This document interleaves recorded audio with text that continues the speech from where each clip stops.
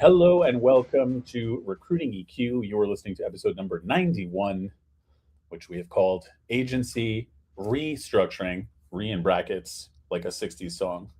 In 2026, with our special guest, Ben Di Grazia. Ben, thanks for being here today. Absolutely. Appreciate you having me, Rick. Yeah, it's a pleasure to be here. I didn't even introduce myself this time. For those of you who are just listening to this, I'm Rick Coluccio, by the way, and this is Recruiting EQ. And Ben Di Grazia is here. How do you say your name? Do you say it all Italian style like I'm doing right now? I do. I really appreciate what you're doing because all growing up, I would get like hundreds of versions of my name. D Garcia, Grazi, just they drop the DE or say DE instead of DI. So I really appreciate your pronunciation. There you go. Thank you, fellow Italian name. So I couldn't mess it up. I had to give it the full treatment. Um, Thanks for being here, Ben. We met a little while ago through a mutual acquaintance, you and I, and we're got into I thought, some pretty interesting, insightful conversations, and thought that this would be a great thing to extend to our listeners here. And I can only pick one title, right? But it like could have been 72 different titles based on all the stuff that we covered. Um, but a lot of big questions there. And before we dive into that specific line of questioning, I would love if you would maybe just give listeners a bit of a sense of what brought you here today. Like, what's the story arc that brings us the man we see before us now? Sure. So yeah, it was the crazy powers of LinkedIn networking that connected us. I just made a comment on a post somewhere randomly, and a mutual connection of ours set up a call with me, and then gave me your information, and then we spoke and had a great conversation, and here we are. So Here we are. the beauty of networking. So a little, I guess, background of me. So I am like probably many of the people on the call right now. We did not go into a career of recruiting on purpose. We kind of fell into it. I out of college, I was working in commercial real estate, and as that market, cratered, I was looking for anything where I could have a base salary and be able to pay my rent. So I got a phone call from a woman named Nicole Greathead from Insight Global, and they were opening up their Southern California office. She was moving out from Atlanta, Georgia, to start it up, and I had no clue what she was talking about, but she was going to offer me, like, I think it was like a 35K base salary and opportunity for some commission, and I was like, I'll take it. So I had no idea what I was doing, but myself and one other person were the first two new hires, and a few people moved in from other states. Went, and we were working in basically like the equivalent of like a WeWork, but it was a shoebox, and we had an amazing time building out the Southern California region, and which ultimately, I think at this point, they have LA, Orange County, which I was in, and San Diego. So that was the origin story of me in the recruiter industry, and had a great run there. And the style for me wasn't going to fit long term, and I wanted to. What I thought at the time was get out of recruiting completely. So I went back to school at night, got my MBA, and moved out of the industry into public sector investment banking for a couple of years with a classmate. And with that, I was traveling like 3 to 4 weeks out of every month to the Midwest and the Southeast to meet with different governments and everything to understand investment opportunities. And I wanted to have a family, and being gone that much was not gonna go well with my wife, Lindsay. So decided to move on, and had a few friends from Insight Global that went to Cybercoders, and they connected me in there. And there was an awesome opportunity, which was exactly what I was looking for. It was working on the business side, but in that recruiter industry, in that culture, which, looking back at it, I truly loved, and ultimately the purpose of recruiting and what we all do it for is always something that's been meaningful to me.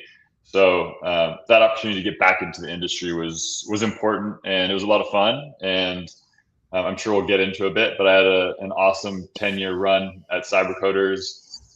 Went from operations manager up to president as I moved on from there mid last year to start my own executive advisory company, Stillwater Strategies, which I've been doing since basically beginning of August of last year, and that's where I'm at right now.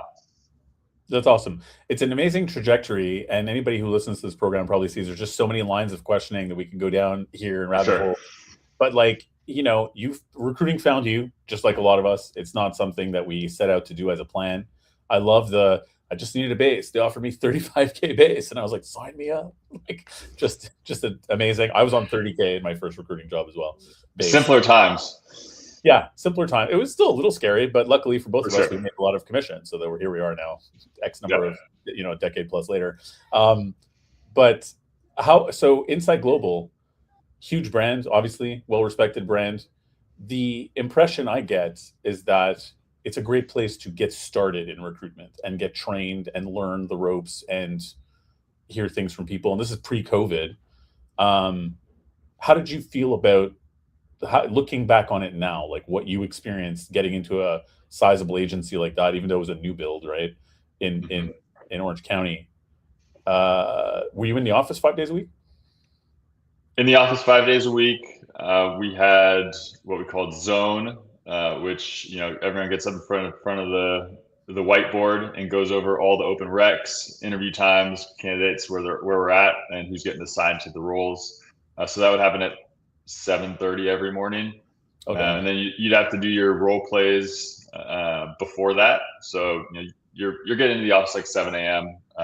And then you're very structured throughout the day, and then you do some role plays or what they call OOCs. So like taking people out, taking clients out, in the evening sometimes. So yeah, I'd say it is an incredible. I have no idea what it's like today. I haven't been there in however long it's been. But when I was there, it was an incredible place to start your career, and the trajectory that you had of learning everything was amazing. The relationships you built were amazing. The skills and work ethic and everything was just top notch. That was incredible. The career path was very structured as far as where you could go, Right. and that's where I kind of started hitting my head against the ceiling a little bit. I felt, without my my want to move to Atlanta to be at corporate. So, and so I just got to a point where I felt like it was right to move on. I have a ton of people who I still have relationships with and love that I worked with from a long time ago, which is saying something. So it was a real positive experience there. That is saying something for sure, because I think a lot of people, I don't know a lot of people that can say that, right? So that's definitely a testament to it. Do you think that part of that was also just because you guys were building up a new office? So it's like you're like there in a way from the ground up for that office, in the thick of it together. Yeah, I think that was definitely part of it. It was a unique experience building out an office and building out a region, and you're at the beginning of your career, so you're at a very impressionable point in your life. So those people can mean a lot to you if you're finding success and you're building together. Yeah. Now I know Inside Global is doing multiple different things. What were you working on? Was it finance? Was it IT? Were you doing IT that early in staffing? Yeah, IT. So it was when I was there, that was the core of the business. It was IT staffing. So contract to hire, looking for a minimum 3 month to hire. That the standard type stuff. And were you a pretty techie guy at the time? I mean, coming from real estate, or was that a curveball for you, or were you like, oh yeah, absolutely, tech all day long, just put me on the phone? I had no clue what I was doing. So there was no office the first week. So Ashley, who was the other new hire with myself, we were sent up to San Jose to a functioning, well-oiled machine up there.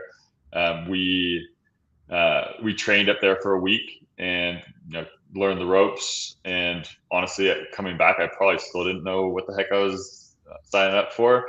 But we came back and we had that temp space and some people who would come in from different offices to help guide us along. And it's one of those things where you just work really hard and you get the repetitions, and you then craft you get better at your craft, and you get your expertise. And I think in the industry today, it's a little bit more challenging to be able to do that. I think there's a little bit less patience from the client side and the candidate side, but I think that it was an incredible way to develop into this type of job. For sure. I mean, yeah, I would just imagine, like I think a lot of people who are not necessarily in Cali probably think if you're going to be in tech and you're going to be selling services into tech and doing IT staffing or IT sales for that matter, like SaaS sales, et cetera, California is like one of the meccas of the universe for tech. Did it feel like that? Did it feel like obviously competitive, but like, oh yeah, I'm in the elite, nest of it all kind of thing? So California's a big place. It is. Yeah. I think I saw it's the fourth largest GDP in the world, and where everyone thinks about tech is always Silicon Valley, the Bay Area. So that's a 6-hour drive north from where I'm at. But there's tech in every business. We have the entertainment industry down here. We have large biotech. We have healthcare. There's tons of different opportunity where you can get in and you can do technology, and you don't have to be in a major tech hub, so to say, to be able to find opportunity. Were you like pretty local then with the companies that you were going after and like going to meet them face to face and lunches? Oh yeah, it was 100% face to face. You'd have to set up a certain number of meetings per week where you'd be going out to clients and visiting with them.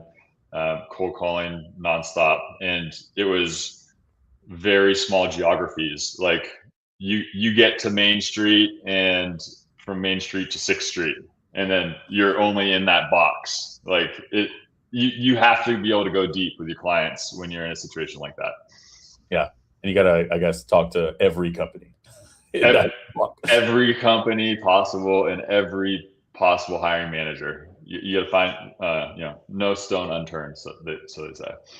When you're in that small of a geography and you're face to face, you ever take one client to lunch and you're like sitting across from another client in the same restaurant kind of thing? Or? There's some favorite spots for sure. Yeah, I would imagine you run into actual results. No, that's cool.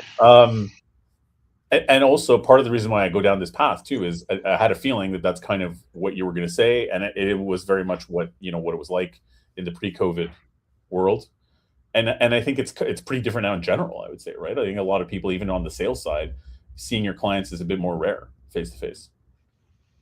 Yeah, and I think that it's a lot of people don't feel like it's necessary. They think, hey, I've got this rec, I want you to fill it. Go do your job. Yeah. Or they can kind of commoditize the recruiter. And it's our job on the recruiting side to build the relationships and make sure that you're the one that they're going to call when there's an opportunity, and you're staying in touch with them all the time so that you're aware of what's going on and predicting when things are going to come up versus being reactionary. Yeah, and I mean, we'll come back to this, I'm sure, in multiple different formats during the conversation. But like, do you feel like that shift away from a lot of direct face-to-face contact is part of the overall commoditization of the industry in general? I'm sure it has a piece to it. I think that the more that a client thinks that a robot could just do this for me, then that margin, that commission fee, they start to question the value in it, and then they try and negotiate you down. Yeah. But you got to show your worth, and if you show your worth and they're getting the people that they need and they're able to finish the projects they're supposed to do on time and hit their budgets and get their promotions, then you're providing them value, and then that's worth $30,000.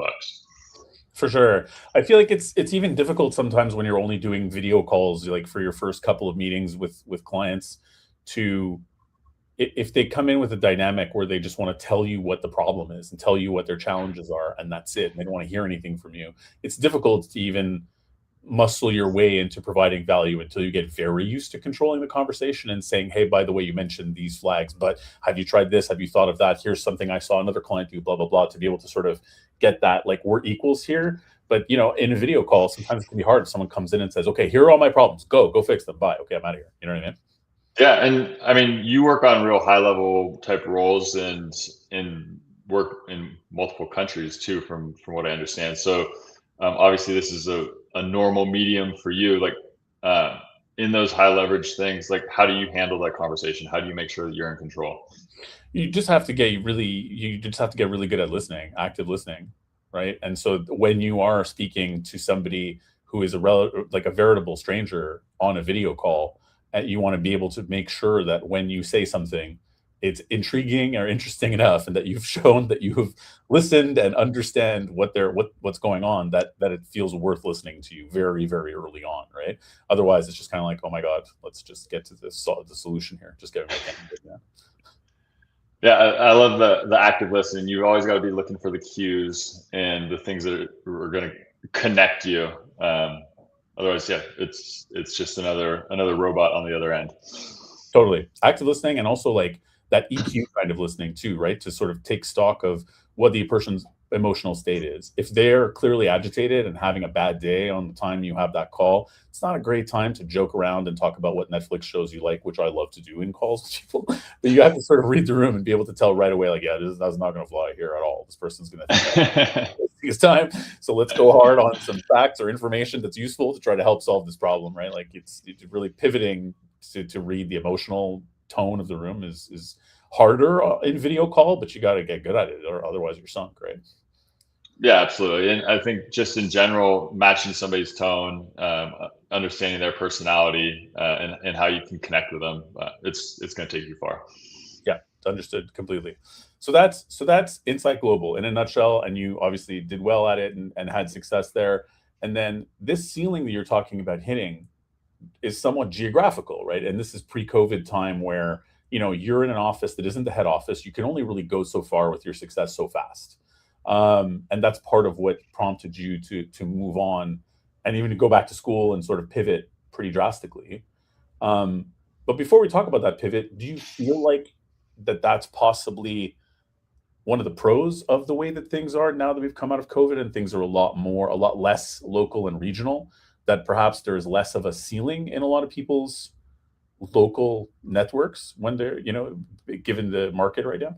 Or do you feel like that's still sort of a stigma, like in terms of getting promoted, that you do need to be where the head office is to go high enough? I think that there's a lot more opportunity now that there's hybrid, that there's full remote. You know, the amount of opportunities that are available to you is astronomically higher. And then you know, with companies who have figured out how to work remotely effectively, having a CFO that's in a different state than headquarters isn't a problem, because they're going to get their work done. They're going to be able to effectively communicate with everybody, and they're going to be available. So yeah, I see no problem. I think that how the workplace is now, and with the ability to do remote, just opens opportunities for people to get more better jobs, and then also for companies to get greater talent too. Yeah, for sure. I love that positivity though too, right? And this comes from someone like yourself who's done very well in staffing. So perhaps that's part of it. If you're a good performer, then you do have more opportunity in general. But that's a great antithesis to the doom and gloom you hear from a lot of people who are just kind of like, that's it, it's over. AI is going to take all of our jobs. We're all going to, you know what I mean? But I don't believe that that's true at all. I'm more on your side, right? Where I think that there's a lot more opportunity and new, different, interesting opportunities that come out of this whole shift. Yeah, it's not going to take our jobs. It might expose some people or some weaknesses that we might have, right? But it's going to allow you to focus on the things that you can provide the highest leverage, and allow you to pass on the mundane, repetitive stuff to that you shouldn't be wasting your time on anyway. A saying that I used to get from a coach was, pardon my French here, but are is that work? Are you doing COO shit? Yeah. And if I'm sitting there, updating calendars and setting meetings and taking notes and doing all those things, that is very expensive for that type of work. So if you can just automate that or leverage something else to take care of that and have you focus on the things that you're supposed to be doing in that type of role, then you're providing more value, and things are going to move in the right direction quicker. Yeah, I think that's well put too, right? And it's like, pardon me, I feel like, you tell me what you think about this statement, but I feel like I got my start in sales working for a VAR that was based out of California. Actually, it was called PC Mall, Mac Mall, which at the time Mac Mall was the biggest reseller of Mac on earth. This is around when Steve Jobs was ousted from the company. So not only was he still alive, it was when he was ousted for the company before the iPod existed. Just dating myself completely right now. Worked that job for several years, got a lot of good training there. And the idea in a value-added reseller is that it's like, your product is not the Mac, it's not the whatever, right? It's not the piece of software, it's not Microsoft licensing. Your product is you. Like, you have to be the value add because they can get that product elsewhere. And I kind of feel the same thing about recruitment, right? Like, yes, we obviously have to get the right candidate for the right job, but in order to feel like we have a value proposition, like, I have to be the value proposition in some way, whether I'm better at screening those candidates, better at attracting them, better at managing the account. I have to sort of bring something else to the table aside from just being able to be like, job description, candidate match, boom. Because then, yeah, you can get replaced by AI if that's all you're doing in a way. How do you feel about that and those goalposts? Well, I think you touched on something really interesting there. Specifically in the direct hire market, I think it is easier than ever right now to just go out on your own and be successful as a recruiter solo. And all the technology is there to allow you to do it and ramp up really quickly. And if you're an excellent recruiter, why give up 50, 60, 70% of your commission for somebody else, for a badge, essentially, for a brand? And clients are proving that it's a very relationship-based industry. And if you have that relationship, it doesn't matter what brand you have, your results are what matter. And if it's Stillwater Strategies or it's the biggest staffing company in the world, like, ultimately, if I'm the one who gets to the best candidate the fastest and provide the best service and the best process and the best information and intel on the market, then I'm the one that's going to get the business, not that big company. Yep, agreed. I feel like that's the argument that, like, in my line of work, oftentimes I'm speaking to people who are at major companies who succeed and then hit a ceiling like you did, right? And then trying to get them into a mid-size or boutique environment where they can go to that next level, which is sort of the often the career trajectory that you experienced, and that yours was a little different by going into finance briefly, coming back out. Sure, right, yeah. But it's a similar trajectory in a lot of ways. Not everybody ends up being the president of cybercoders either, so good for you on that one. But it's a similar trajectory, right? And I think that's often the argument too about working in a boutique where you are several people who do have a good personal brand, that you kind of elevate each other. If everybody there is like, has a solid personal brand and are like-minded, in a boutique firm, you can do more of exactly what you're saying. Everybody has their own key relationships that are valuable enough that they're not going to go to a big major. And I think that on the perm side, especially like you're saying, I think that's where the majors are suffering. No offense to them, but they're seeing some contraction because now, especially with things being remote as they are, you could work outside of your own geography and just be a good perm account manager or recruiter. Yeah, and I think the boutique angle that you just took is interesting because let's just say I'm an expert in technology and that's my focus. But my clients, they have accounting roles because they're a business and that department exists. And if I have a partner, if you're my partner and you're an expert in accounting, then we can get greater market share within that client. They're happier. They have one less phone call to make, and then we can share in that success within our boutique. So that's definitely an advantage on going boutique versus solo, and being able to have that little bit of optionality for people. Yeah, for sure. You also raised a very interesting point there too that I feel a lot of people don't ask, or don't know to ask really, is in a boutique firm, what you describe as a very client-centric approach, right? It's like we're going to focus on our clients, our client relationships, and if we have different specialties, then we can actually service those clients in different ways, and it's very like focused on the client. There's also other ones that focus on the candidate. You go to a candidate short market, and everybody works on networking with these kinds of candidates, and then you can get a lot of clients that need these hard to find candidates, and you've got that approach. It almost feels like I feel like those two approaches are suitable for different people depending on what their personality is like or like what they're good at. Yeah, I mean, if you ever get a good candidate, I think it would be silly if you didn't go market that candidate out to everyone you possibly could. Because if you're like Ben's an automatic hire, like I have to get him a job. Like not that I'm paying you, but that you just think that I'm that good of a candidate and that good of an interview and I'll be a value add. Like why only send me to your one client that you have right now? Why not go figure out every single possible opportunity there is in the country now at this point that you could market me to? Yep, 100%. So let's go back to your timeline then, and then get up to cybercoders. So in your timeline, Sure. you then left and got your MBA. You went to get your MBA and then went into financial sales. Was that with a firm, or did you go out on your own with your classmate? It was like a startup. So there was 6 of us, and so it was my classmate and his former boss from a larger bank who he split off to start his own thing. He handled the finance side, and then we were on the sales side, bringing in opportunities. But essentially, the sell was you were going to do local transactions with local banks. So if we had a job that was in Irvine, California, that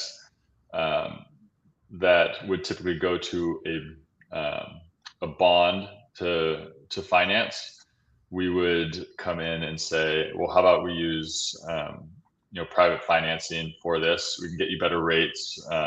It could be a little bit more flexible on the structure because it's not such a large financial tool. And then we would go to all the different banks that are within like a 50-mile radius and show them this opportunity and structure it so then we'd be having local capital fund local projects. Do you feel that, like, did you feel like it was a big stretch from what you were doing in staffing, and that it was really different as a sales pitch in a good way, in a bad way, challenges? Like, how did you feel about it? It was completely different. Yeah. I mean, sales and relationship building is all very similar. Sure. But we're going to a lot of trade shows. Obviously, like I said, there was a lot of travel. So I was going from working in a defined geography within a county to going out to other states on a regular basis. And there was definitely a learning curve on understanding how governments work, all government entities work, and all that. And I had good mentors to help me through that. But it was a totally different sell for sure.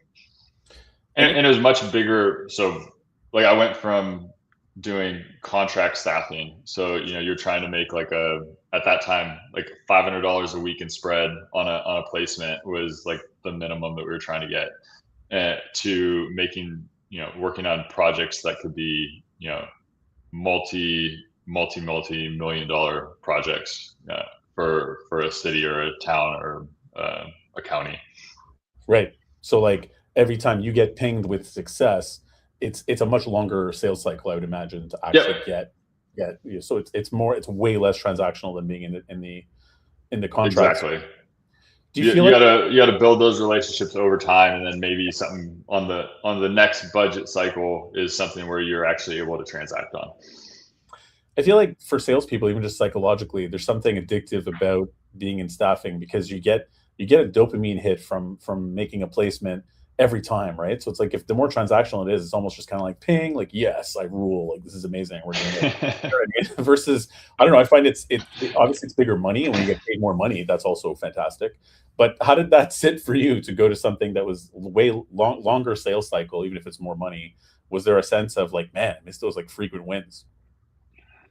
Yeah, I went from your expectation of having at least a start every week, and you're doing start dances or hitting the gong or celebrating all the time um, to something where it's like, all right, if I do one transaction in a quarter, then I feel good, and then that has enough financial weight where you feel successful with it too. But it is a totally different mindset, and with that, you just have to really focus in on your activity, your relationships, the little smaller things that you can feel progress happening.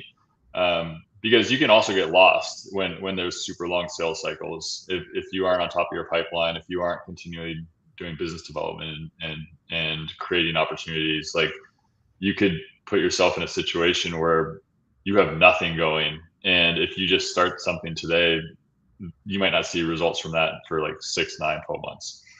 Yeah, for sure. It's a whole different like Yeah. psychological program. You have to stay on top of it. Can we back up for a second and can you unpack the phrase "start dances" for me and tell me exactly how that played out?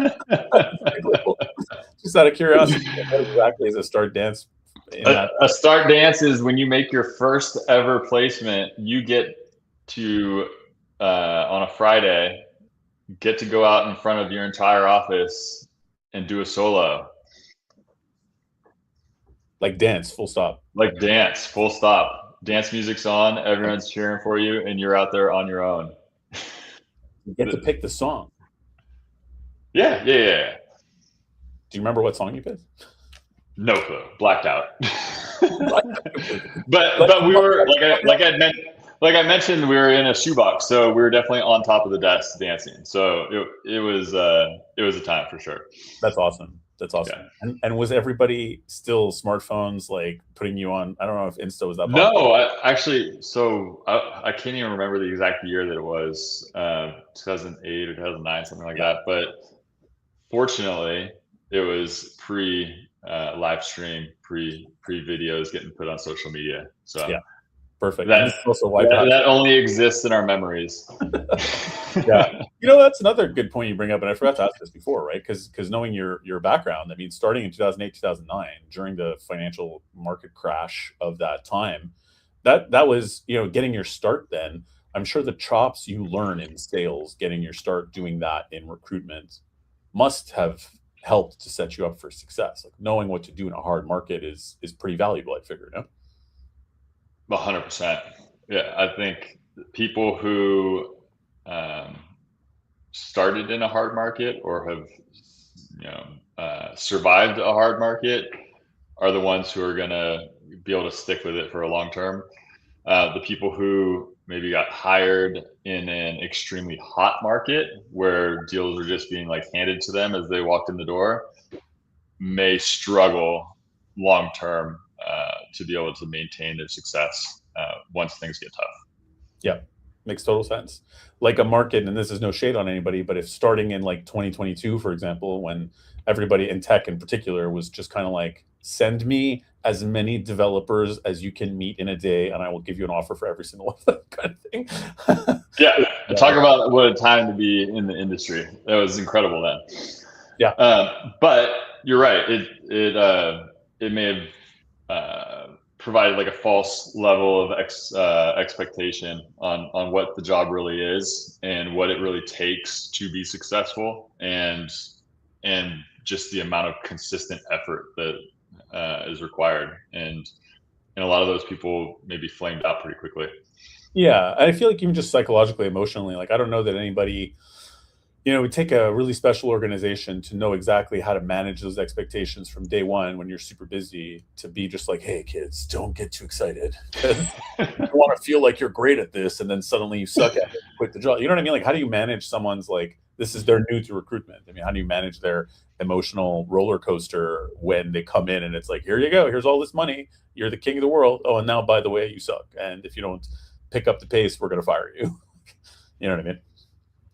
Yeah, I mean that is exactly what the 2021 through 24, 25 timeframe arc story arc was. It was, come out of COVID, and you're not really sure what's going to happen, and then the market just skyrockets, and like you said, placements are being handed out like cookies, and and then it all goes away really quickly, and um, there are plenty of people who've been super successful coming out of that, but the false level of expectation, I'm sure, made it so that the development of folks maybe got a bit hindered, and in what was going to truly allow you to sustain a successful desk for your career. Yeah, for sure. Well, then let's get to cyber coders for a sec, because interestingly, you got back into the business just before COVID, more or less, kind of like a little bit, a year or two before, and got your feet under the table at cyber coders, did well there, but then obviously lived through all of that, the shutdown, the big swing in the positive direction, the big contraction afterwards in the market. I mean, and you managed to get promoted consistently where a lot of people floundered or had to make changes or whatever. What was that like for you, even just high level? Sure. So I was there June of 15 through 25, so 10 years there. And when I started, it was 100%, essentially 100% in office. We had, I think, like 5 or 6 different offices around the country, and um, and a culture of being together and doing events together consistently, and that was a really important part of it. And then COVID came, where we all had to go home, and um, we did a really good job pivoting with that, and found a ton of success remote, and we're able to find industries that were able to pull us back up really quickly. One of them was mortgage, which it went from like 0% of our business to a massive part of our business really quickly, when interest rates were super low. So that was something that helped get us back in gear, get people doing placements, and then everything else all came back shortly thereafter. So, um, but we found a ton of success remote, and a lot of that has to do with the support that we provided to everybody. We didn't just send them out on their own to just figure it out. The company, we always thought of ourselves as like a technology business who did staffing. So there Right. was a lot of work on the technology side to make sure things worked for people, that there was a good experience from home, and then we made a huge shift in our support as far as L&D goes, and we created a sales enablement program, and all the other departments really understood that we had to make sure that our salespeople were successful, to be able to make the company be successful. So, there's a lot of things that we can talk about through what that looked like. But we, then became just a single office over time, and had people in up to 40 different states, distributed across the country, and we hit some of the best productivity numbers that we had ever had, hit best revenue numbers that we ever had while we were fully remote. Had a ton of development and success with our leadership, and people growing and understanding how to hire and develop people remotely, and it was definitely a unique experience. What would you say are the top maybe couple of things that come to mind for you in being able to do that successfully? that you would say in response to managers who say, you can't manage remotely, I need you in the office, it's impossible, no one can do it well? I think that your hiring strategy has to be really, really sound. You have um, you have to be able to find people who you can trust remotely, because there is a ton of freedom with being at your home working, um, and so that's one piece of it. Um, the managers have to understand that staring over somebody's shoulder is and watching them work is not the only way to effectively develop somebody, and that you can absolutely do it through setting goals, through trusting people, through having structured development and learning opportunities, through um, you know any number of remote training opportunities that you can provide, and ultimately it can create an opportunity where you can get talent that you wouldn't necessarily have otherwise. And if you get that talent in, that that can help elevate the level of people within your teams, and then they can build upon each other, and they can find success that you maybe would have never found otherwise. Yeah. Do you feel like, because part of the title of this episode too is the structure of an agency, and I mean part of that is going from being regional and doing a lot of face to face, like we were saying, which you saw at the very beginning, to being Hmm. in a post COVID model where a lot of people had to go remote for a little while. Some stayed in a more remote, like strategic team that wasn't regional. Other people are returning back to regional right now. How do you feel like the structure, especially being an advisory as you are right now? How do you feel the structure has changed and evolved? Are there like things that you think have been positive, things that are pitfalls, in how to put an agency together to make it work in today's kind of market? Sure. So I 100% believe that you can set up a market or an agency to be fully remote. There's no reason that you can't be successful that way. First of all, um, I absolutely understand the value of in person and how that can help fast track things and develop relationships in a more meaningful way. But there are ways that you can absolutely do that remotely. Um, I'd say that the um, the structures that I'm seeing with companies that I'm talking to right now is they're still battling whether it's going to be either hybrid or remote. Um, but the ones where you're really getting experienced people to come in and um, and bring their expertise to your business is where you are giving them that remote option. If if if I'm $1 million a year biller and I'm proving that here at my office at my house, why do I need to go drive 20 minutes to go sit somewhere else and do the exact same thing? So I think that when it's a smaller business, 100% remote, absolutely no problem. If you were one of those mega businesses, like I can understand why at scale you may want to have people in person a little bit more often. Did you guys flirt at all with the offshore resources in delivery at all, or no? It's like recruiters. No. What do you think about that trend? Like some people are obviously going to AI to automate things. I think that there's a lot of discussion and perhaps call it argument about what should be automated and what human beings should do. But I think everybody's trying to figure out how to do this leaner and more cost efficiently. And there have been a few rounds of that per year for the past 3 straight years, in not just in staffing and recruiting. I mean, in most industries in North America. And there is definitely a lot of discussion in there about like offshoring part of, or like sourcing or delivery versus keeping it onshore.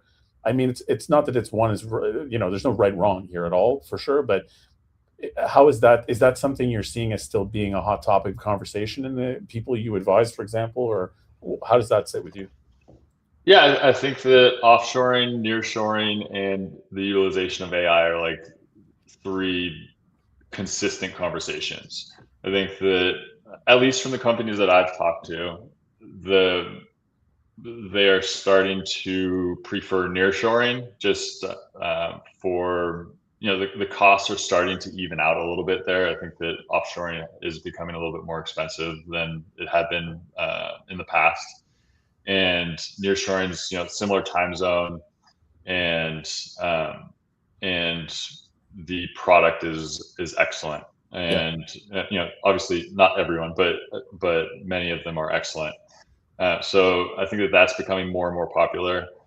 And you know how AI is used is interesting. I think that a lot of people are just throwing it at every possible problem and seeing what sticks, and seeing what the ROI is. And a lot of times it's not necessarily, the investment isn't worth the effort today.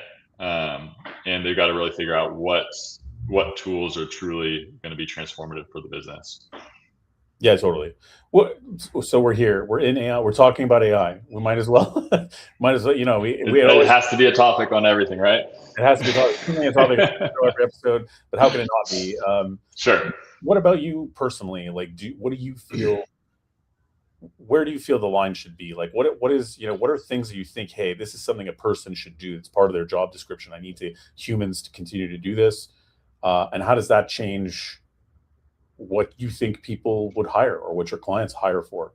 Does it change? Like, in other words, I see a lot beforehand, especially in difficult markets, a lot of people are very hung up on years of experience. What was that experience? What were your successes? What were your numbers? And I'm not saying those things are ever going to be overlooked. They're always important, right? But I also see some people looking a lot more for, like, what are this person's human traits, creativity, resilience, curiosity, coming up a little bit in popularity, not as much as I would have predicted personally. But, like, what are you seeing out there? Is there a difference in what people want to hire in a market where AI can do a lot of the grunt work for you? Yeah, I think that your presence, your creativity, I think you're on it. I think that those are the areas that are going to differentiate people going forward. And your adaptability, um, your ability to understand technology, and be somebody who, maybe you can be the expert of something that your company is looking to invest in, and be an early adopter, and you can then ensure that the rest of the company can be brought along with you. Like, I think that you you absolutely can't ignore it. I think you have to embrace it, and um, and have that be a part of your arsenal. Your ability to see what a problem is in front of you, see what technology is potentially able uh, to address that problem, and make a quality decision on the best move forward for the business. And as far as replacing people or anything like that, I think, yeah, it's got to be just the mundane tasks, and the interaction with people, that still needs to be there. Like, um, I think that that's where, from a compliance standpoint, first of all, there's a lot of things there that everyone needs to be careful with. But then also, like we talked about, the differentiator, like a client, if all they're getting is bots, then Yeah. it doesn't matter to them. It's just whoever gave them the result. But if they're getting Rick and Ben, then at that point, they're gonna remember us, and then they're gonna want to talk to us. Yeah, that's a good point. Someone brought up the point too, that in a way we're kind of detectives, right? Like, when you're recruiting and you're talking to somebody and you sense that they might not be giving you the full story, we dig deeper and we try to figure out if they're lying or not. I feel like AI is still a ways away from being able to do that. Even the AI agents that I've tested. Yeah, I mean, I haven't tested a bunch of them, but from the experience that I've had on like the candidate side when I Yeah. was talking to some of them, it's yeah, it's very surface level, and like it could give a recruiter a nice little summary, but it's not going to really tell me why I should hire this person, like what really makes them special. Yep. Yeah, I feel like there's almost like it's a telltale sign if people think the data points they're getting from AI interviews, AI only interviews, unassisted, if they're like, this is enough for me, I'm like, I think your hiring might be broken. Because like, how are you supposed to tell if this person's going to be happy in the job, if this is a truly a step up for them aside from money wise, if they're going to fit, you know what I mean? Like, I don't know how it can be enough, but maybe I'm just missing something. Maybe it's me. Yeah, sure, but I think that with how the market's been the last year or two, recruiters are being just inundated with resumes Yeah. and clients too. Like it's just so easy to apply to jobs that the amount of resumes that get in there, the amount of slop that's in there is just like it's unbelievable. And so the technology giving you a little bit of an assist to try and find the needles in the haystacks there, at least to prioritize the conversations that you have, like that's essential to be able to effectively do your job and find the right people for the jobs too. Yeah. uh, and I mean, every resume looks exactly the same right now, but and so bots talking to bots is only going to get you so far, and you need like you said, a detective to get in there and really see who's legit. Yeah, that's a good point. In on the executive advisory piece, what would you say the top challenge is that people bring to you in that regard, or a couple of challenges that that executives are facing right now that they need advisory help on? Sure, I think that the biggest thing, like my target market is like the under 50 million type business. So typically what that is it's a founder, and most of the time a founder is a salesperson who went out on their own and is trying to build something out that hasn't necessarily run a business before. And they are taking on everything because that's what founders do. And it gets to a point where they don't have enough capacity to be able to do so, or it's really pulling them away from what they love to do.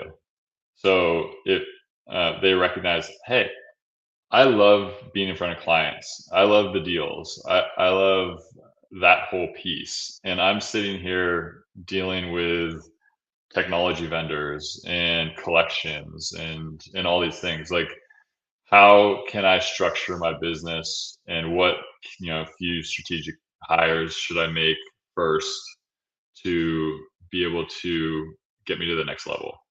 And so with cybercoders, it was a business where when I first got there, it was around $65 million in annual revenue.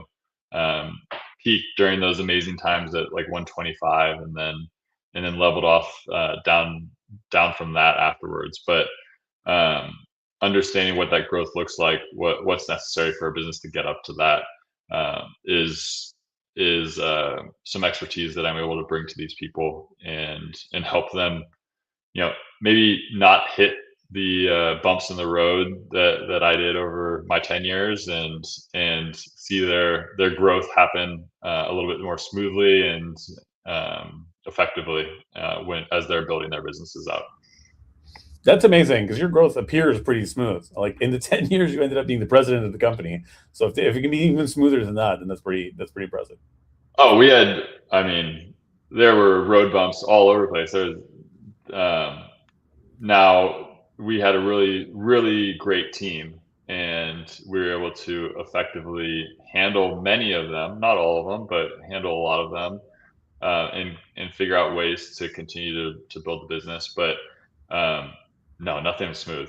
There, and I think it's that way with any business. Like there's always going to be problems, and you've got to have the right people there to help address them. For sure. This is what we do, right? We solve problems For our clients internally, that's what we do every day, kind of, right? It's road bumps keep us employed. Life is too smooth, no one pays anyone. Sure. Yeah. Okay, before we wrap it for today, I'm going to throw you a couple. This is something I've been doing lately, is playing a little over under at the end of these episodes. Ooh, okay. Are you familiar with over under? I am, yes. Cool. So then just let me know if you think these next things are overrated or underrated. Okay. Let's start with resumes. Over under right now. Overrated. I was playing the game the opposite way. Yeah. Resumes are overrated. And I imagine you mean because everybody is using ChatGPT and they all are exactly the same, and so they're not really telling you anything anymore. Yeah, and I think that if you get a person on a call, you're going to really the interview is what's going to tell you if it's the right person for you or not. Fair. Everybody's saying that they're moving from staffing to consulting. Overrated or underrated? Overrated. Yeah. Yeah. Why do you? I have my opinions. Why do you think it's overrated? I think that people just staffing is an incredible industry, and there's a massive opportunity, and it is so distributed across thousands and thousands of agencies. You don't have to go to consulting. You don't have to go do that. You can continue to build for many companies. You can continue to build in the staffing space and be generationally successful. That's good. I like that. That's positive. That's firm. I love generationally successful. You hear that, everybody? You don't need to go to consulting. You can still be generationally successful. What about LinkedIn Recruiter? Overrated, underrated? I feel like I have caveats to all of these. Yeah. I think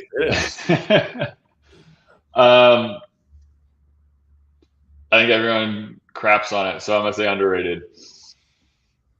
Yeah, I think they crap on it because it's expensive, and it's gone up in price, which hurts everyone's pocketbooks. But it's incredibly expensive, and it can blow up your budget. I completely understand that.